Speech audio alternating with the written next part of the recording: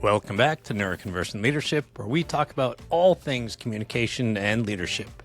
I'm Jeremy Doran, and apparently what I love doing is talking and podcasting, because this is episode 100.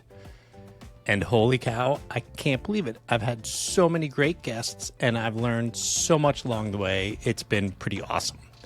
And in case you haven't noticed, every time I have a guest, I always ask them 3 questions. Question 1, part A and B, is where's a place you have gone and loved and a place that you still want to go? Part 2 is who do you think is a great communicator? And part 3 is what is one piece of communication advice we can all benefit from? For those questions, my answers are a place that I loved and was surprised by was Finland.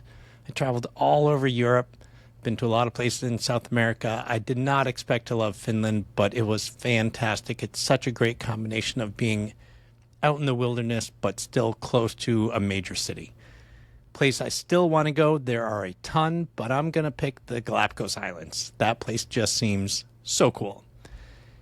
As far as who I think a great communicator is, I'm going to have to pick Carl Sagan. He was astoundingly good at taking really complex information and ideas and sharing it in a way that was not only understandable by everyone, but just interesting to everyone. He did an amazing job.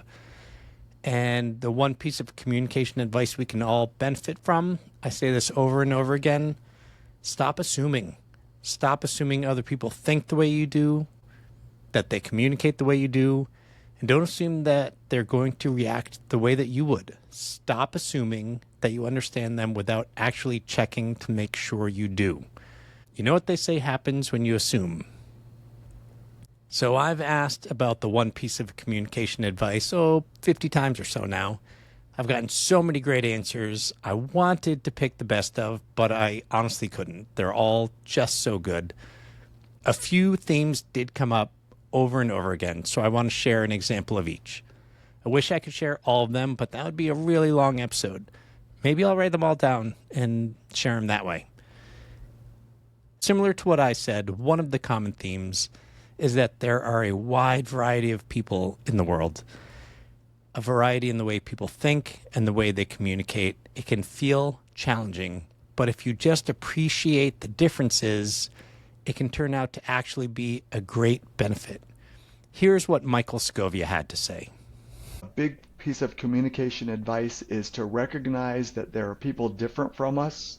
And if we can learn to appreciate and value those differences, that's where our communication becomes not just twice as good if you're working with someone who's different from you. It's 10, 20, 100 times as good. I can think of somebody years ago I worked with, very, very different from us.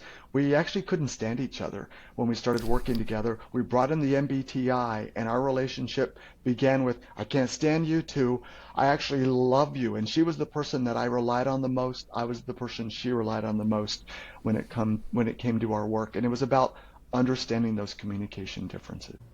Another common theme is that communication is a two-way street. It's not just what's said. It's not even what's heard.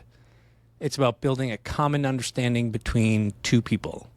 And here's Dr. Tom Collins on that topic. There are a lot of things that in the communication process, and I kind of lay that out in my book,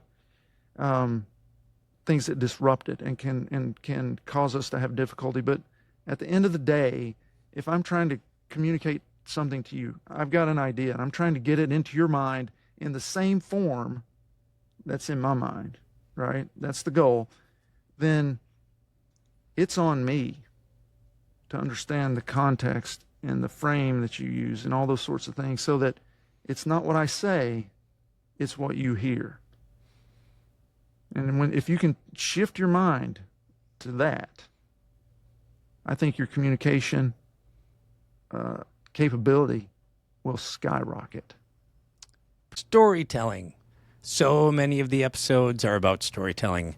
It's such an effective way to teach people, to motivate them, to inspire them. Over generations, our brains have developed so that we learn from stories and we connect through stories. Let's hear from Victoria Pelletier. Personal stories have so much rich, deep content that I I try to encourage people to delve into that and use it more and more, but it takes pushing people to actually do it. It does. It does. I think it's recognizing two things, or two things I'd say about that. One is it builds connection with people, and so that's why we tell stories, and in this case, ones that are personal. So we're also showing some vulnerability, but then the second part of that, to part of our earlier conversation, like it's uncomfortable to do this and to know where's the balance of that, because you're opening yourself up. And so I think that growth doesn't come if we don't step into our discomfort. So I encourage people, not just from a branding perspective, but in life, to be doing that regularly. Collaboration. It's easy to get into arguments, especially these days. Sometimes we tend to dig in our heels and things can go downhill pretty quickly.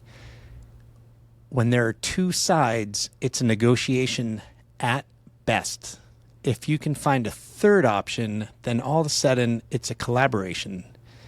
And Andrew Kamholz has a very interesting take. When you go to your kid, toddler, you don't say, hey, would you like chicken nuggets for dinner? No. Do you want pasta for dinner? No. What do you want for dinner? I don't know, right? You just go to them and say, hey, I got two choices. Do you want chicken nuggets or pasta? Yeah. Right? You're empowering the kid to make a choice and have control over what they get to eat. You're going to get them to pick one or the other. They're going to excitedly pick the thing, and then you'll provide that to them, and everybody gets what they want. That's the way I try to deal with employees too, right? Instead of, again, not treating them like children, but instead of saying to them, hey, this is, yes or no, I say to them, okay, well, would you prefer to do it this way? Or would you prefer to do it that way? Or would you prefer this function or that function? And if they're asking me, I do the same thing. I try to reinterpret the question not as a yes or no question, but as a, what could this be, right? And if I can say yes, I'll just say yes. But if I'm gonna say no, instead of saying no, I think of what other options could we think of, right? As you already said, you bring in that third option. So that's my communication tip. And last but not least, pay attention, be present, and be genuine. Treat the conversation you're having with the respect that it deserves and really show up. This is what Nick Redmond has to say about being your authentic self in a conversation. I think, remember that you are there for a reason in this communication. Comes back to the idea that why did they not ask you to send it an email?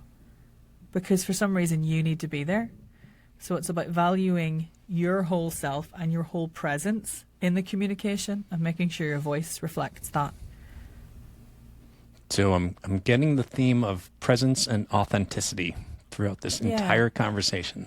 I kind of hate the word authentic. It's a bit of a buzzword at the moment, but I don't think there's a better one. And there are a million more, or more accurately, at least 45 more. They're always in the last couple of minutes of any episode, so if you just want to go through and listen to all of the best communication tips, then you can just skip through to the last couple minutes and hear them all. But I hope you stay for the whole episodes because there's so much more depth and important information that all of these amazing guests have had to say. So the next few episodes have already been recorded, but I think that after that, I'm going to come up with a new set of questions. If you have any suggestions for what I should be asking at the end of each episode, please drop me a line, either in the comments or on LinkedIn. I always love to hear from you. Thanks again for listening, for being supportive, and for helping me get through the first 100 episodes.